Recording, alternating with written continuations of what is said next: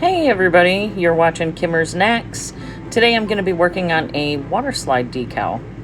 So here I've got my wood grain. This is a beer Stein tumbler, and the customer requested a purple wood grain. So I used some eggplant alcohol ink and designed the cup. First I did a white base on the cup and primed it with white, and then I applied the purple or eggplant colored alcohol ink to it. This cup does come with a handle, so I removed that during the process. You'll see that's where the little tape pieces are. Inside it's fully stainless steel, and it is a beer stein. It does come with a lid. So some of the things that I'm going to be doing today is I'm going to be using water, and you'll see that I have a fairly large bowl of water there, and that's to prep the water slide decal. It requires water. Here are the decals that I've printed, and I always print two. The reason being is that sometimes one does not come out as you plan. As you can see, that's what happened with one of the decals that printed on this sheet. So what you see here is I'm going to remove both of them because after they're printed, they're cut out on the Cricut. And the reason why I'm still going to keep the second one is just in case I have a little bit of an issue with the one that I'm going to be using. I could always use the initial one as a backup. And if I don't end up using it, it's something that I can give to the customer and they can use how they see fit.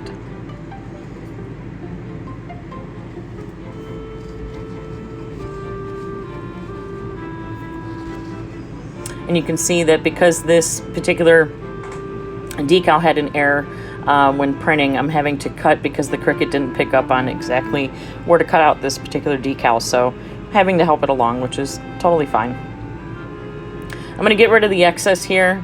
No, it's not needed. Next you'll see I'm going to look over the defective one and just kind of clean it up a little bit in the event I have to use it or need it as a backup, or you know, when I go to give it to the customer, I want it to make sure it looks halfway decent.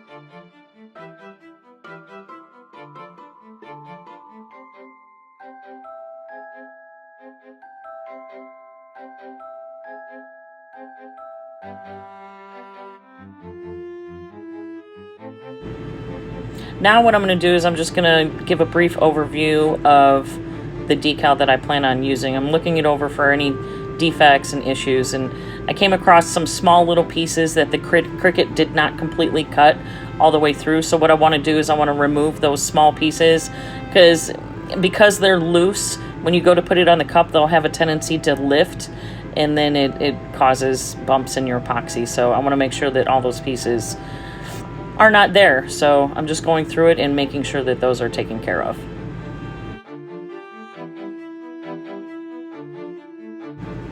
So here what I'm going to do is I'm going to do a mock placement of where I think I want the decal to go. And because this beer stein has a handle, I want to try and even it up between where the handle is so that there's just about equal space between the beginning of the decal and the ending of the decal on the beer stein. So I'm just kind of trying to figure that out. I'm giving it a good look over and seeing how I want to get it placed. The thing with these water slide decals is once they're wet, you have a limited amount of time to work with them because the longer they're wet, the more fragile they become. So you'll see I've grabbed a piece of masking tape and I'm going to mark where the decal should start so I know as soon as I take it out of the water where I want it placed.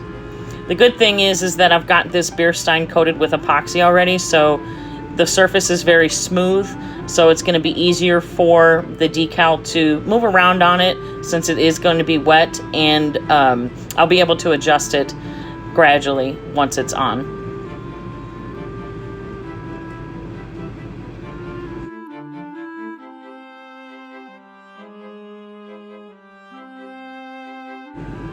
Okay, so now we're going to be starting the water slide decal process.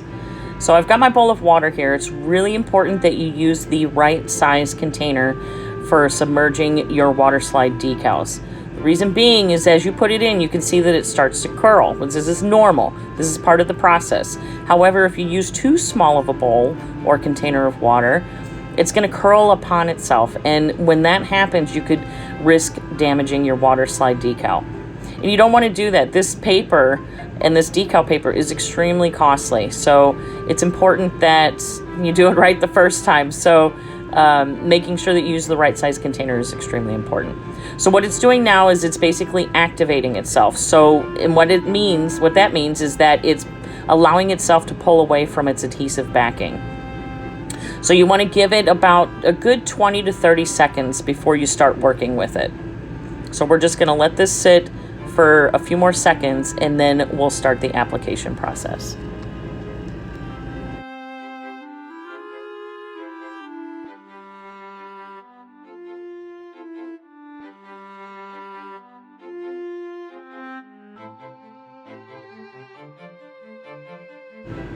Okay, we're at the point now where I'm ready to start applying it to the cup.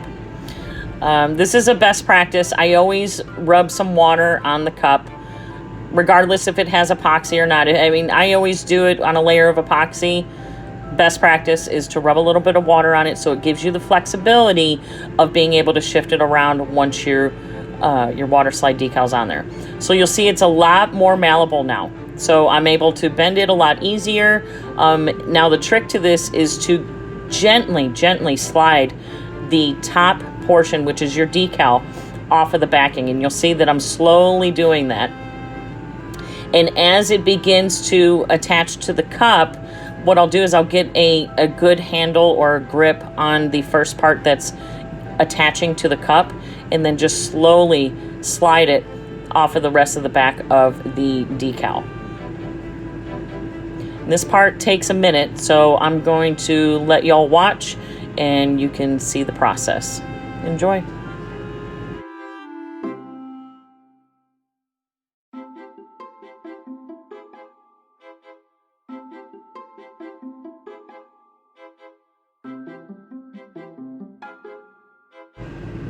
Now that I've gotten the water slide decal on the cup, it's still wet, it's still movable. So what I'm doing here is you'll see me shifting because there are creases, there are pockets of water, and you're going to end up with creases a majority of the time. That's fine because usually what happens is the epoxy blends it together. So once you put the epoxy coat or next coat on it, you'll no longer see those creases. It kind of blends everything together.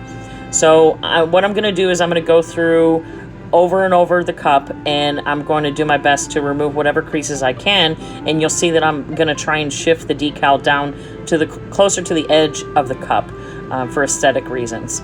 So I'll be doing this for a few minutes, so go ahead and watch.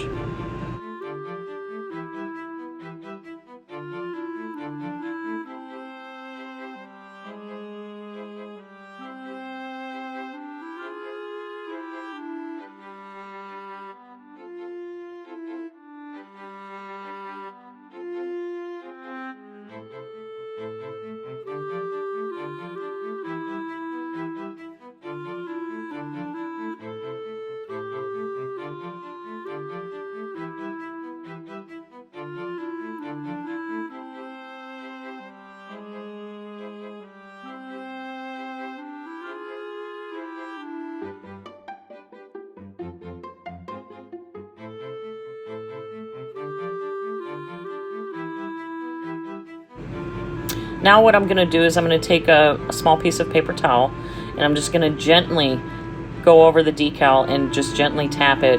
There's a little bit of water bubbles that are still trapped under the decal, so this kind of helps just get that little bit of water out and allow the decal to do its final adhering to the cup while it continues to dry.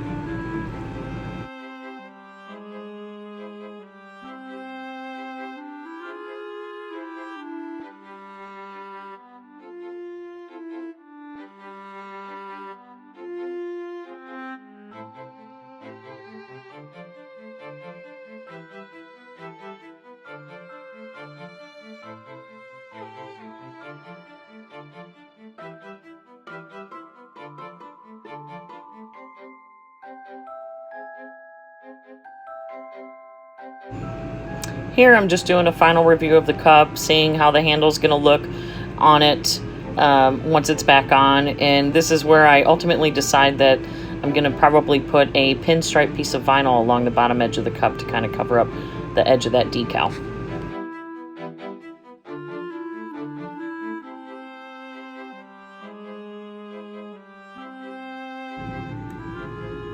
Okay, here we are. This is after about 3 coats of epoxy. The cup is now finished. I've attached the handle. Looks great. I did put the gray pinstripe along the bottom of the cup. I felt it gave it a really good polished, clean look. This is the photo that I've attached to my Facebook page as well as Instagram. Thank you so much for watching. Don't forget to join my live on Facebook every night except Tuesdays at 8:30 Central. Bye!